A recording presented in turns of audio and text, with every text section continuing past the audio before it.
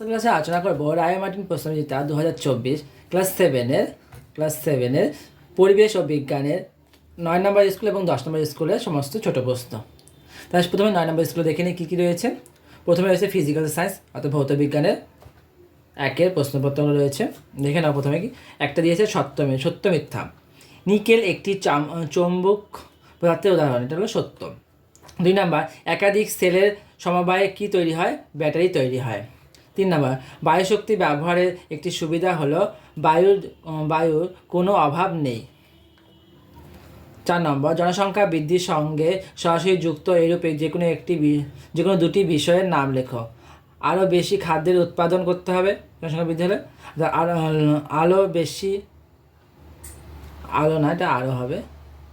আরও বেশি বাসস্থান নির্মাণ করতে হবে। 2 নম্বর রয়েছে শূন্যস্থান পূরণ করে একে চুম্বকের বিপরীত মেরু পরস্পরকে আকর্ষণ করে, এক সমমেরু সবসময় বিকর্ষণ করে। 2 নম্বর সঠিক উত্তর নির্বাচন করে লেখো একটি অন্তরকের উদাহরণ হলো কাঠের স্কেল। চৌম্বক অক্ষ আকার নেই, এটা পরের ক্লাসে দিয়ে দিব আলোচনা করে। এখানে হচ্ছে দুটি পরিবেশ বান্ধব শক্তির নাম হলো সৌরশক্তি, একটা বায়ুশক্তি। এবার লাইফ সায়েন্স দেখে নাও, সঠিক উত্তর নির্বাচন করা। প্রথমে রয়েছে উদ্ভিদের বংশবিস্তারে সাহায্য করে পাথরকুচির পাতা। যৌগিক পত্রের পাতার মতো অংশগুলিকে বলা হয় পত্রক। পরিবর্তিত কাণ্ড হলো আদা, হলুদ, আলু, পেঁয়াজ, ওল সবকটি। আমের যে অংশটি বীজকে ঢেকে রাখে সেটির নাম হলো অন্তত্বক। এবার দেখে নেব 10 নম্বর স্কুল। 10 নম্বর স্কুলে প্রথমে রয়েছে সঠিক উত্তর নির্বাচন করে লেখো একটি আলোকরশ্মি দর্পণের সঙ্গে x ডিগ্রি কোণে আপতিত হলে রশ্মির প্রতিফলন কোণ হবে 90 ডিগ্রি মাইনাস x ডিগ্রি।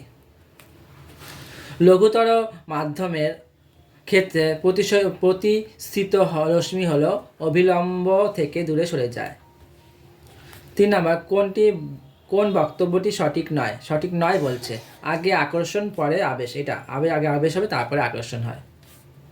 4 নম্বর একটি দণ্ডচুম্বকের জ্যামিতিক দৈর্ঘ্য x হলে চুম্বকের দৈর্ঘ্য কত হবে?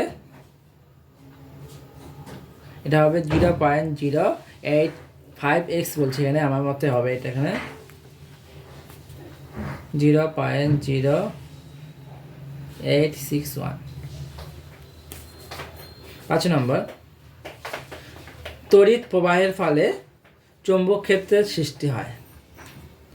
6 নম্বর নির্জল কোষে রাসায়নিক শক্তি তড়িৎ শক্তিতে রূপান্তরিত হয়।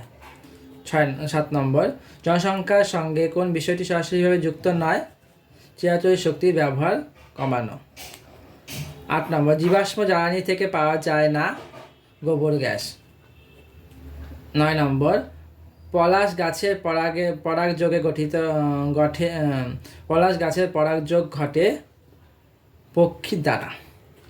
10 নম্বর আলু স্ফীতক স্কন্দ আসলে সেটি হলো রূপান্তরিত মৃৎগত কাণ্ড। তারপর 2 নম্বর ফুলের গর্ভকেশর চক্রের একক হলো গর্ভপত্র।